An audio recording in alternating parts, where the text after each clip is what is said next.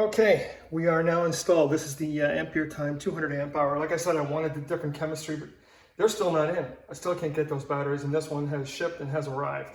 So I will be buying another one of those per how the tests go today. I've got it fused, and the BMS says that it can't handle more of a draw than 100 amps. So that's telling me I should have put a 100 amp fuse in place here, even though the battery has a lot more power. It can't handle a contiguous draw of more than 100. I've left it at 175. I didn't go all the way to 200. Maybe I'll bring that down at a future date. But now this guy here is now feeding the shunt, and he's being charged by the solar controller. I've just changed all the settings to the limits per the lithium battery, which were a hell of a lot better than the AGM. And now we're all set. So today we're going to let this guy simply be charged, feed this 12 volt section of the system. This refrigerator is hooked into, and the other room is hooked into this panel. So we've got a 12 volt draw coming on this guy. Nothing else is really coming through. And that refrigerator draws about, I think it's about 34 watts, refrigerator freezer. So we're set. I will not be doing any inverting on him at the moment. We're simply going to test him with a 12 volt draw and see how he handles the charges based on the new parameters. And where are we at now? So here's, transfer switch will show us. Yeah, he's at 12.9. Needs to get up to 13.8 for float. So these are the old AGM batteries. I've just put some stone around them, stacked them. These are no longer connected to the system here. I'll have to get this, the ground, onto this guy so we can get readings from them at the battery monitor. And what was going to happen though, tomorrow, once we've seen how this guy settles in and just give him a chance to test on his own, we're going to put this guy in place, which is a DC to DC charger.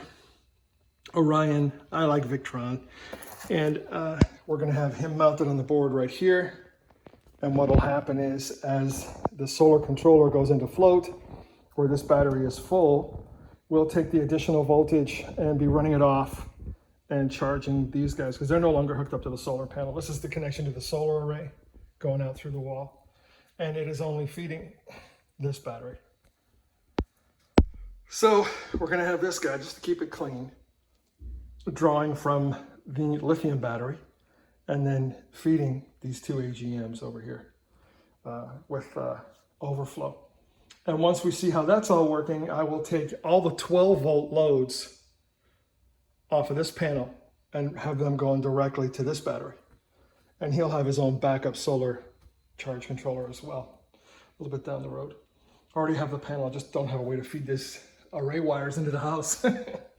And then this battery will be dedicated to strictly inverting loads. So running the small air conditioner, running whatever it is we're going to be doing, and this protecting it. So what this transfer switch does is it senses the voltage coming from the battery. It has also been reprogrammed now per the lithium battery settings.